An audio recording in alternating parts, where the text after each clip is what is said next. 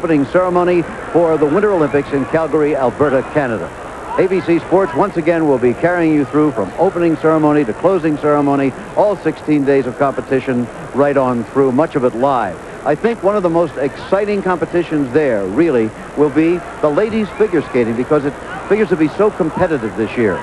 There are 3 young American women, all of whom you're going to see competing in the U.S. Championships within the next hour, and you're going to be seeing them live. Any one of whom could win a medal, any one of whom conceivably could beat out the defending champion, Katharina Witt of East Germany, for the gold medal. Now, here's how they stand coming to this free skating final. They have the compulsory figures. Then they have the short program, which is free skating, but just a 2-minute and 15-second program. At the end of those competitions, the leader is the former United States and world champion, Debi Thomas. In second place, the bronze medalist at the 1987 World Championships, Caryn Kadavy, and in third place as we come to the final, the defending United States champion, Jill Trenary. So it's going to be very exciting. Let's bring in then a young American woman who had no trouble at all winning the gold medal at Grenoble in 1968, Peggy Fleming. Peggy, why don't you define these 3 young women for us and their skating? Well, Debi Thomas is a strong, athletic skater. She has been working on her style to refine some of her movements, and she has definitely improved this season. Caryn Kadavy is the elegant lady of the ice. She has effortless jumps, and when she floats over the ice, she skates through the music with such feeling and such heart. Jill Trenary is a very determined competitor. She has excellent jumps, and she finishes off every move she does. So I think the girls look very strong here. And what do they actually look like? What kind of people are they? What do they think about themselves? Let's find out. Last year at this time, Debi Thomas was training at the little Redwood City ice rink in California and living the college life as a full-time Stanford pre-med student. That has changed. She's living in Boulder now at the University of Colorado. Why? Well, the little rink in Redwood City closed, and Debi realized that she was trying to do too much in this Olympic year. One of my things was trying to do 5 million pre-med courses all at once, and it's just too hard to do.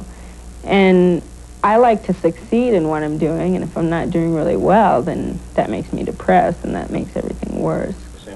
So she took a year off from Stanford, but she still manages to squeeze in some courses at CU on sports medicine, which she'd like to specialize in someday.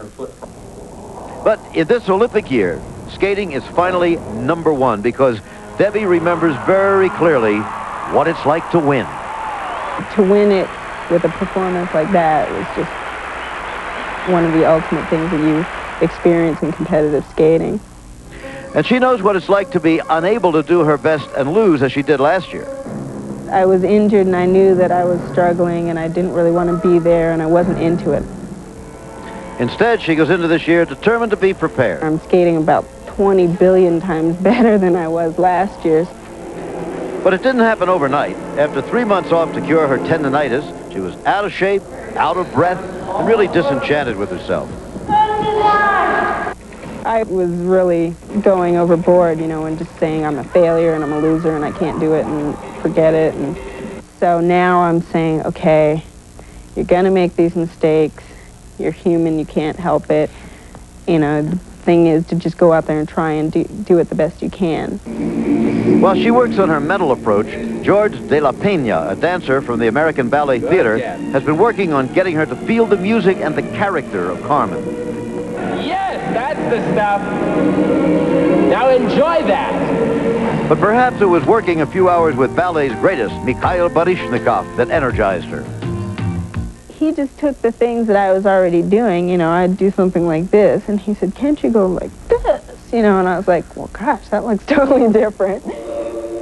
You'll be seeing those little touches and the new Debi Thomas, as her coach calls her. But by being so committed, she may be putting even more pressure on herself. It feels like now you put everything into it, you have to skate great. And it's like, ah! An hour from Denver in the other direction lies Colorado Springs and the famous Broadmoor World Arena. Both Jill Trenary and Caryn Kadavy train there under Carlo Fassi, who's already the coach of 4 Olympic champions. Caryn and her mother left their home and moved to Colorado when Carlo spotted Caryn at a sectional competition and offered to teach her. Well, for Caryn, it was a dream come true. Under Carlos, she moved up in the ranks quickly, developed a reputation for her artistry. But some critics said, well, she always misses jumps in the big competitions, as at last year's Nationals during the short program. Does she think that's fair criticism? I came up fairly quickly, and I don't think it's fair for someone to say that because of all the experience that I have had as compared to some other people, and just give me a chance, and you know, I'll show it. Which is exactly what she did a month later at the World Championships when she jumped from 5th to 3rd with her best performance ever. All I could say is I did it. I did it, I did it, and that was it. And that was just the most satisfying feeling I could feel. Being freed from that image has given her the lift she needed to train for this year. Caryn's the daughter of a former ballet dancer and brings to her skating many years of dance. I love to interpret to music, and I love to move on the ice and to create. There's also a hint of the artist in her, which is why Tyler Cranston, the Canadian skater and artist who rarely does this kind of thing, was interested enough to agree to work with her on her choreography. Wait. There. Right. That's it. I think that with... Tyler got so involved that he ended up designing her costumes, too. That red is probably the most aggressive color, and it's sort of a declaration of war. This one for the short program. All of which has inspired her.